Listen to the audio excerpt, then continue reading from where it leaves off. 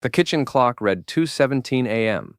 when I found myself staring at my wife's phone, watching it buzz like an angry wasp on the marble countertop. Marta had left it there after stumbling in from another late client meeting, reeking of expensive cologne that definitely wasn't mine. I'm Aiden Brooks, 46 years old, and until 3 minutes ago, I thought I had a pretty good handle on my life. I run a logistics company, make decent money, and married what I believed was a devoted woman 22 years ago. Turns out, I've been living in a fool's paradise. The phone buzzed again. Vin flashed across the screen. Vincent Harrington, her boss, the smug bastard who runs the advertising agency where my wife works as an account executive. I'd met him at company parties, the kind of man who measures his worth by how many people he can make feel small. My finger hovered over the phone. Marta was upstairs, probably passed out in her clothes again. The smart thing would be to walk away, pretend I never saw anything, live in blissful ignorance. Instead, I swiped open the message. Can't wait to feel you again tomorrow. Same hotel, room 412. Tell the idiot you're working late on the Morrison account. Nah, the idiot. That would be me. I scrolled up through their conversation, my coffee growing cold as I read message after message. Graphic descriptions of what they'd done, what they planned to do, inside jokes about my cooking, my clothes, my complete obliviousness to what was happening right under my nose. He actually believes I'm at client dinners, Marta had written 3 days ago. Poor Aiden. He's so trusting, it's almost pathetic.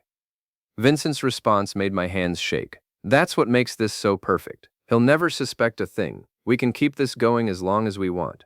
22 years of marriage, 2 kids in college, a mortgage, shared dreams, anniversary dinners where she looked me in the eye and said she loved me. All lies. The floorboard creaked behind me.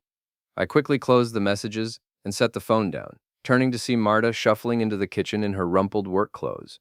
You're up late, she said, avoiding eye contact as she grabbed a glass of water. Couldn't sleep. I studied her face, the smeared makeup, the guilty way she wouldn't look at me. How was the Morrison meeting? She froze for just a second. Fine, productive. We're making good progress. That's great, honey. Really great. I kept my voice level, conversational. Vincent seemed pleased. Yeah, he was satisfied with the presentation. I'll bet he was. Well, I should get some sleep, she said, already backing toward the stairs. Big day tomorrow, another late meeting. Of course there is. She paused at the doorway. What's that supposed to mean? I smiled, the same smile I'd given her for over 2 decades. Nothing, sweetheart. Just that you're so dedicated to your work. It's admirable. After she left, I sat alone in the dark kitchen, processing what I'd learned. My wife was cheating on me with her boss. They were laughing at me behind my back, and they had no intention of stopping. The old Aiden might have confronted her right then, demanded explanations, begged her to end it. But as I sat there in the darkness, I felt something cold and calculating settle in my chest. They wanted to play games? Fine. But they were about to learn that I didn't get where I am in business by being the pushover they thought I was. I picked up Marta's phone one more time and forwarded the steamiest conversation thread to my own email, evidence. Then I deleted the sent message from her phone and placed it exactly where she'd left it. Tomorrow, I'd start playing by new rules, and unlike my cheating wife and her arrogant boss, I actually knew how to win. The next morning, Marta left for work with a spring in her step and a lie on her lips about an early strategy session. I waited 30 minutes, then drove to Harrington and Associates with a bag of takeout from her favorite Thai place. Surprise lunch for my hard-working wife, I told the receptionist, with my most charming smile. The young woman, her nameplate read Jessica, looked uncomfortable. Oh, Mr. Brooks, I'm sorry, but Mrs. Brooks is in an off-site meeting with Mr. Harrington. They won't be back until late afternoon. Off-site meeting? I kept smiling. That's odd. She told me she'd be here all day working on the Morrison account. Jessica's face went red. Maybe I was mistaken about the timing. No worries. Mind if I just pop up and leave this on her desk? I know where her office is. The elevator ride to the 3rd floor gave me time to think. The receptionist knew. Her discomfort wasn't confusion, it was pity. How many people in this building knew my wife was screwing her boss while I played the devoted husband? The office floor was buzzing with its usual activity, but I noticed how conversations stopped when I walked by. Sideways glances, whispered comments. A few people I'd met at company parties suddenly found their computer screens fascinating. Marta's office was empty, as expected. I placed the Thai food on her desk and was about to leave when I heard voices from the break room. Someone should tell him, a woman was saying.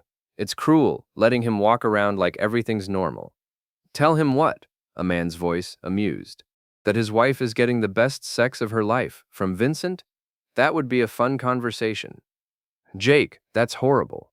What's horrible is how obvious they are about it. Half the office has heard them going at it in Vincent's office after hours. The man deserves to know his wife is a, shh, what if someone hears? I recognize the voices now. Jake Turnbull, the agency's head copywriter, a bitter man in his 50s who'd been passed over for promotion too many times. And Sienna Walsh, Marta's supposed best friend at work. Please, Sienna continued. Everyone knows. The only question is whether Aiden is in denial or just pathetically oblivious. My money's on pathetic, Jake said. Did you see him at the Christmas party, following her around like a lost puppy, while she and Vincent were practically undressing each other with their eyes? I'd heard enough. I walked into the break room with the biggest smile I could manage. Jake, Sienna, good to see you both. They jumped like I'd fired a gun. Sienna nearly dropped her coffee cup. Aiden, she stammered. How nice to see you. Just dropping off lunch for my devoted wife, I said cheerfully. You know how hard she's been working lately. All those late nights, weekend meetings. I'm so grateful she has such supportive colleagues. Jake cleared his throat. Yeah, well, the advertising business is demanding. Oh, I'm sure it is. Marta comes home exhausted some nights, completely worn out. But she loves the challenge, the intensity of working so closely with Vincent. The silence that followed was delicious. Sienna looked like she wanted to disappear into the floor. Well, I continued, I should let you both get back to work. Oh, and Sienna? Thanks for being such a good friend to Marta. I know she values your discretion. I left them standing there, probably wondering how much I actually knew. The answer was, everything that mattered. And I was just getting started. My next stop was a visit to my old friend Milo Reeves. We'd served in the Army together 25 years ago, and after his retirement from the police force, he'd started a private investigation business.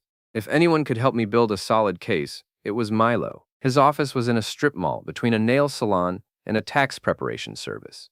Not glamorous, but Milo had always been about substance over style. Aiden Brooks, he said, looking up from his computer with a grin. What brings you to my humble palace of secrets and surveillance? I need your help, Milo, and I need you to be discreet about it. His expression grew serious.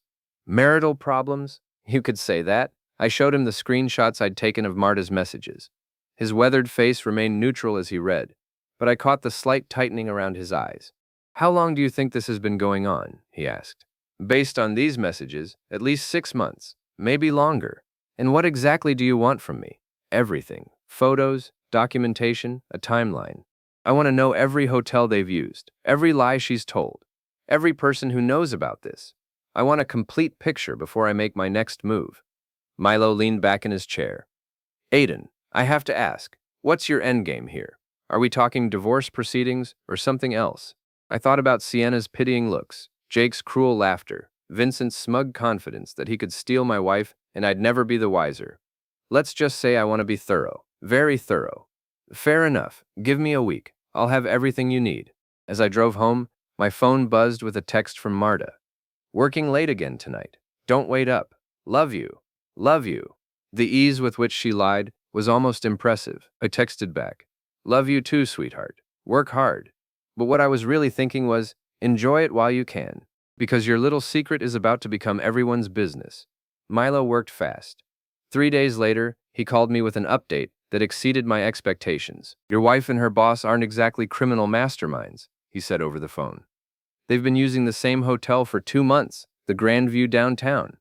Always room 412. Always charged to Vincent's personal credit card. I've got photos, timestamps, the works. What kind of photos? Nothing pornographic. I'm not that kind of PI. But plenty of them entering and leaving together. Her car in the hotel parking garage. Him with his hand on her ass in the elevator. Enough to establish a clear pattern. My jaw clenched. What else? The interesting part is how many people know. I did some discreet asking around. Vincent's been bragging about this conquest to his golf buddies. Apparently, seducing a married woman half his age is some kind of trophy for him. Marta's 44, Milo, Vincent's 56. Trust me, in his mind, She's a young conquest. The man's got an ego the size of Texas and the discretion of a drunk teenager. That evening, Marta came home with another story about client demands and urgent deadlines. She was getting sloppy with her lies, forgetting details, contradicting herself. Part of me wondered if she wanted to get caught. "How's Vincent handling all this extra work?" I asked over dinner. She nearly choked on her wine. "Vincent? He's very hands-on, very involved in every aspect of the projects." "I'm sure he is. What do you mean by that?" I shrugged. "Just that he seems like the type who likes to be deeply involved. Really get his hands dirty, you know?" The color drained from her face, but she managed to nod. "Yes, he's very thorough." After dinner, she claimed exhaustion and went upstairs early. I waited until I heard the shower running, then checked her purse. Her phone was there, and she'd been careless about deleting messages again. Vincent Sevirinda, Vinci. "Can't stop thinking about this afternoon. You're incredible." Marta. "Same here. I've never felt like this before." Vincent. "Your husband doesn't suspect anything?" Marta. "Aiden, please. He's completely clueless.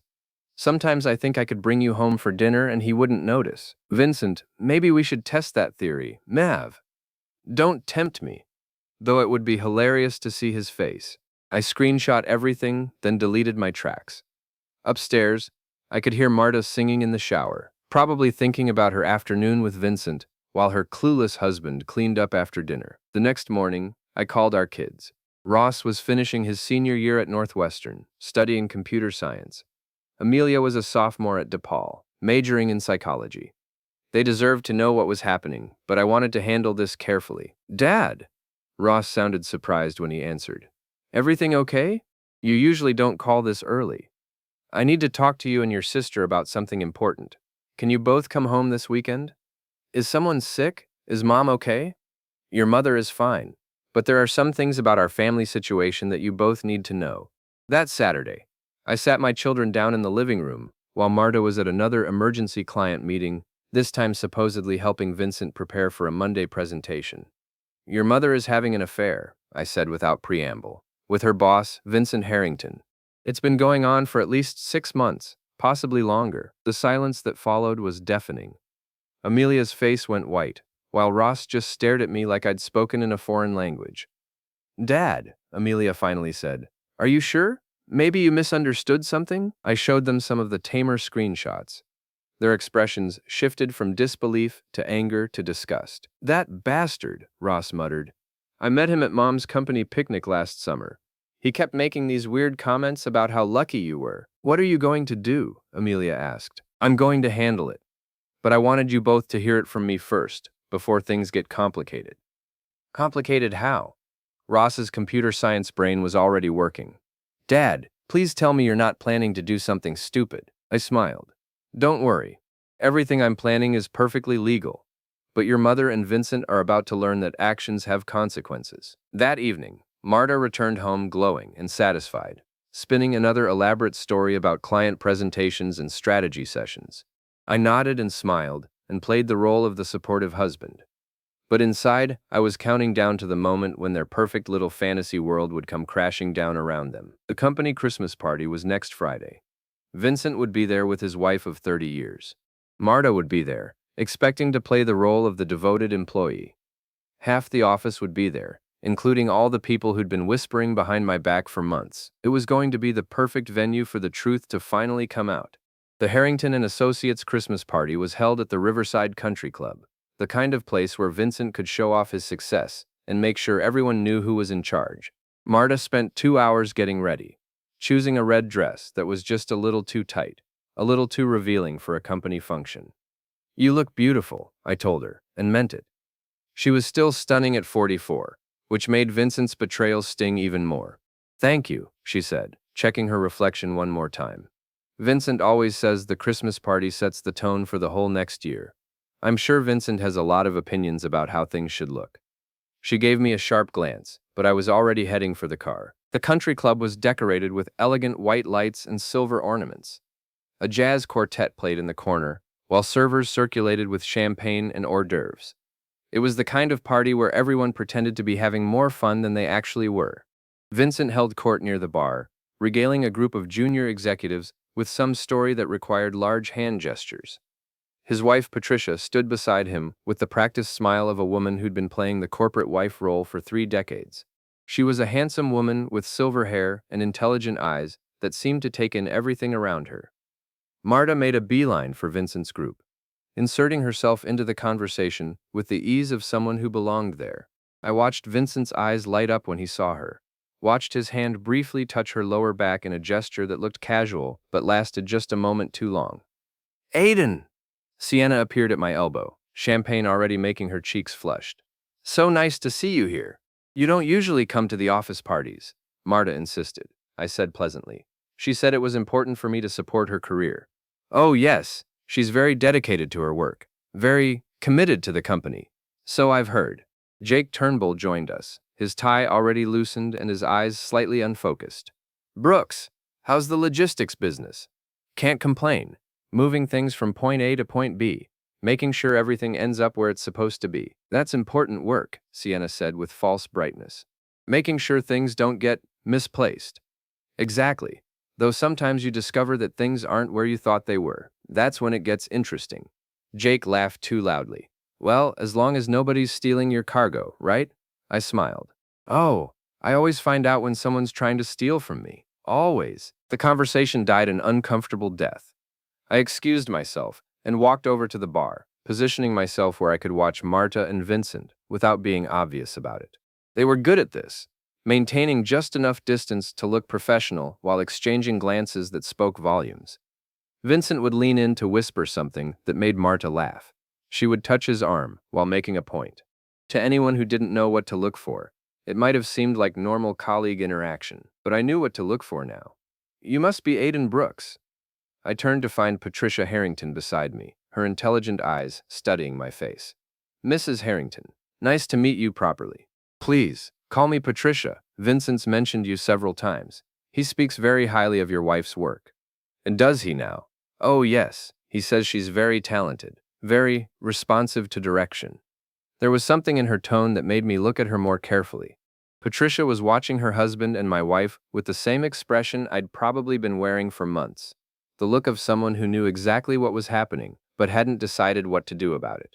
Your husband certainly seems invested in bringing out the best in his employees, I said carefully. Vincent has always been very hands-on with his management style. Some might say too hands-on. We stood there in silence for a moment, two people who understood each other perfectly, without saying the words out loud. It's a shame when people think they're being clever, Patricia continued, when really they're just being obvious. Very obvious, I agreed. She raised her champagne glass. To obvious people and the messes they make. To cleaning up those messes, I replied. As the evening progressed, Vincent and Marta grew bolder. They disappeared together for 20 minutes, returning with flushed faces and slightly rumpled clothes. Vincent's tie was askew. Marta had a run in her stocking that definitely hadn't been there earlier. The final straw came when I overheard Vincent talking to another executive near the restrooms. The key to a successful business, he was saying, is knowing how to take what you want. Some men are too weak to hold on to their assets. That's when stronger men step in and show them how it's done. His companion laughed. You always were a shark, Vincent. In business and everything else. Why settle for scraps when you can have the whole meal? I'd heard enough. It was time to end this charade. I walked over to where Marta was standing with a group of her colleagues and tapped her on the shoulder. Honey, could I speak with you privately for a moment? Of course. She followed me to a quiet corner near the windows overlooking the golf course. I have something for you, I said, pulling out my phone. A little Christmas present. I showed her the screen, a photo Milo had taken of her and Vincent entering the Grandview Hotel 3 days ago. Vincent's hand was clearly visible on her ass as they walked through the lobby. The color drained from her face. Aiden, I can explain. No need. I have plenty more where that came from. Photos, hotel receipts, text messages, everything. She looked around frantically, as if searching for an escape route. What do you want? I want you to go over to Vincent right now and tell him that your husband would like a word. Then I want both of you to meet me in the parking lot in 5 minutes. Aiden, please. 5 minutes, Marta. Don't keep me waiting. I walked outside and stood beside Vincent's silver BMW, the December air sharp against my face. Milo was parked across the street in his surveillance van, ready to document whatever happened next. Vincent and Marta emerged from the country club, looking like they were walking to their execution. Vincent had tried to compose himself, but I could see the uncertainty in his eyes. "Aiden," he said with forced joviality. "Marta said you wanted to speak with me?" "I did." I held up my phone again, this time showing him a different photo, one of him pinning Marta against the hotel room door while she wrapped her legs around his waist. His face went white. "Where did you get that? Does it matter? The question is, what are we going to do about this situation?" Vincent glanced around the parking lot, probably calculating whether anyone could see us. "Look, Aiden, I think there's been a misunderstanding." "No misunderstanding. You've been fucking my wife for 6 months. She's been lying to me for 6 months. And both of you have been laughing at me behind my back for 6 months. That about covers it, right?" Marta started crying. "Aiden, please, it's not what you think. It's exactly what I think. But here's what you don't know. I've been documenting everything for the past 2 weeks. Every hotel visit, every text message, every lie you've told me. I have enough evidence to destroy both of your careers and your reputations." Vincent found his voice. "What do you want?" I smiled. "I want you to understand that your little game is over. But more than that, I want everyone else to understand it too." "What does that mean?" Instead of answering, I pulled out a thick manila envelope. "These are copies of everything I have. Photos, messages, hotel receipts, witness statements from your colleagues who've known about this for months." I handed the envelope to Vincent. "Tomorrow morning, copies of this will be delivered to the agency's board of directors, to Patricia, and to HR. I thought you might want to see what they'll be looking at." Vincent opened the envelope with shaking hands. As he flipped through the contents, his face went from white to gray to green. "You can't do this," he whispered. "I already have. The only question now is how messy this gets. That depends on how cooperative you both are." "Cooperative how?" Marta asked through her tears. "Vincent, you're going to resign from the agency effective immediately. You're going to cite personal reasons and recommend that the board conduct a thorough review of all recent personnel decisions, particularly any promotions or special treatment given to employees you've been mentoring. And if I don't, then Patricia gets to see the really interesting photos, the ones where you're doing things that would make a porn star blush. How do you think your wife of 30 years will react to discovering that her husband is not just a cheater, but a particularly creative one?" Vincent's hands were shaking now. "What about Marta? Marta's going to resign too. She's going to apologize to me publicly, and then she's going to move out of our house while we discuss the terms of our divorce." "Aiden, no!" Marta grabbed my arm. "Please, we can work this out. I'll end it with Vincent. I'll do anything. You should have thought of that before you decided I was too stupid to figure out what was happening." I looked at both of them, Vincent with his expensive suit and his terror-stricken face, Marta with her perfect dress and her mascara running down her cheeks. "You have until Monday to submit your resignations. If you don't, everyone in this city's business community will know exactly what kind of people you are. And trust me, that's not a reputation you want to carry around."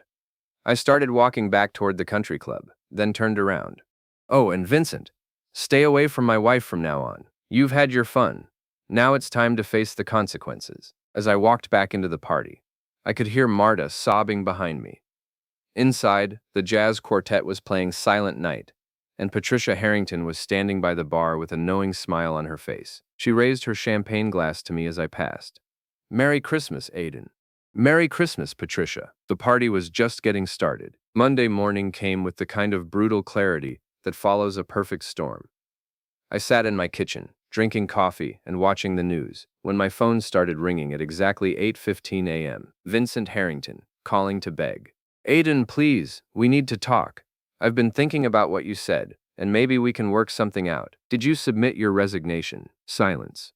"I'll take that as a no." "Vincent, you had one job. Submit your resignation by this morning, or face the consequences. You chose option B." "Wait, please." I hung up and immediately called Milo. "It's time. Send everything to everyone on the list." "You got it, boss. This is going to be quite a show." By 9 a.m., the board of directors at Harrington and Associates had received a comprehensive package documenting Vincent's affair with his employee. By 9:30, Patricia Harrington was looking at photos that would end her 30-year marriage.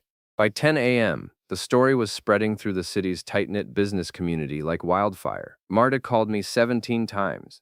I didn't answer. At noon, my son Ross called from Northwestern. "Dad, It's all over social media. Someone posted about Vincent getting fired, and now everyone's talking about Mom. How are you handling it? Honestly, I'm proud of you for not letting them walk all over you. Amelia feels the same way. This is going to get messier before it gets better. We know. We're on your side, Dad. Whatever you need. That afternoon, Jake Turnbull called me. The bitter copywriter who'd been so amused by my pathetic situation was suddenly very interested in being helpful. Aiden, I wanted you to know, Vincent's been fired. The board called an emergency meeting this morning, and he was escorted out by security. They're conducting a full investigation into his conduct. And Marta, she tried to show up for work this morning, but HR sent her home. Word is they're going to terminate her for violating the company's ethics policy. Thanks for letting me know, Jake. Listen, Aiden, I owe you an apology. Some of us at the office, we knew what was happening, and we should have said something. It wasn't right, letting you walk around not knowing. You're right, it wasn't. If there's anything I can do to help, actually there is. I'd like you to write down everything you know about their affair. Dates, times, things you witnessed. I want a complete record. Consider it done. That evening, Marta finally came home. She looked like she'd aged 10 years in 3 days. Her perfect hair was unwashed, her designer clothes wrinkled, her eyes red from crying. Aiden, we need to talk. No, we don't. You need to pack your things and leave. We'll communicate through lawyers from now on. Please, just listen to me for 5 minutes. I know I made a terrible mistake. A mistake is forgetting to pick up milk at the store. What you did was a deliberate choice to betray our marriage, humiliate me publicly, and destroy our family. There's a difference. She collapsed onto the couch, sobbing. I lost my job. Vincent won't return my calls. Everyone in town is talking about me. My life is ruined. Your life is ruined because of choices you made. Don't expect sympathy from me. What about our kids? What about 22 years of marriage? Doesn't that mean anything to you? I sat down across from her, my voice calm and steady. It meant everything to me. That's why this hurts so much. You threw it all away for a few months of excitement with a man who was using you to stroke his own ego. It wasn't like that. It was exactly like that. Vincent's already moved on, Marta. He's probably looking for his next conquest while you're sitting here crying over what you've lost. The truth of that statement hit her like a physical blow. She doubled over, gasping for air between sobs. I'm sorry, she whispered. I'm so sorry. I know you are, but sorry doesn't fix this. Sorry doesn't give me back the months I spent wondering what was wrong with our marriage while you were laughing about me with your lover. What can I do? How can I make this right? You can sign the divorce papers when they're ready. You can split our assets fairly and quietly, and you can leave me alone to rebuild my life without you in it. She looked up at me with desperate eyes. Is there any chance, in the future, if I prove that I've changed? No, Marta. There's no chance. You made your choice when you decided I was too stupid to figure out what you were doing. Now live with the consequences. That night, she packed 2 suitcases and moved in with her sister across town. I watched her load her car from the kitchen window, feeling a mixture of sadness and relief. 22 years of marriage, over. But as I stood there in the empty house, I realized something surprising. I felt free for the first time in months. The constant tension, the nagging feeling that something was wrong, the walking on eggshells around my wife's moods, all of that was gone. My phone buzzed with a text from Patricia Harrington. Thank you for having the courage to do what I couldn't. Vincent's moved out. I'm filing for divorce tomorrow. Sometimes it takes a stranger to show us what we need to do. I texted back. Good luck, Patricia. You deserve better. So do you. Over the next few weeks, the story continued to unfold. Vincent's reputation in the business community was destroyed. He couldn't find work anywhere in the city, and eventually moved to another state to start over. The advertising agency survived the scandal, but just barely. Marta tried to find another job in marketing, but word had gotten around. She eventually took a position with a small firm in Milwaukee, making half her previous salary. Sienna Walsh, who had been so amused by my pathetic situation, found herself ostracized by her colleagues who were disgusted by her role in covering up the affair. She quit the agency and moved to another city. As for me, I discovered that being single at 46 wasn't the disaster I'd feared. My business was thriving, my relationship with my kids was stronger than ever, and I'd learned some valuable lessons about trusting my instincts. 6 months after the Christmas party, I ran into Jake Turnbull at a restaurant downtown. He was with a woman I didn't recognize. Attractive, well-dressed, laughing at something he'd said. Aiden! He stood up to shake my hand. Good to see you. You look great. Thanks, Jake. Things are good. I heard you're seeing someone new. I smiled. Her name's Rachel. She's a veterinarian. Honest, funny, treats me like I matter. It's refreshing. That's wonderful. You deserve happiness. We all do. The trick is not settling for less than we're worth. As I walked home that night, I thought about the man I'd been a year ago. Trusting, naive, willing to believe the best about people even when the evidence suggested otherwise. That man was gone, replaced by someone harder but wiser. Marta had taught me that love without respect is worthless. Vincent had taught me that some people view kindness as weakness, and the whole experience had taught me that sometimes the only way to win is to be willing to burn everything down and start over. I pulled out my phone and called Rachel. Hey, beautiful. How was your day? Better now that you're calling. Want to come over for dinner? I'm making that pasta dish you like. I'll be right there. As I drove across town to Rachel's house, I realized that Marta had been wrong about one thing. I wasn't pathetic or clueless. I was just a man who'd believed in his marriage and trusted his wife. But when that trust was betrayed, when that marriage became a lie, I'd proven that I was capable of fighting back with devastating effectiveness. Vincent and Marta had wanted to play games with my life. They'd learned too late that I was better at games than they were. And unlike them, when I played to win.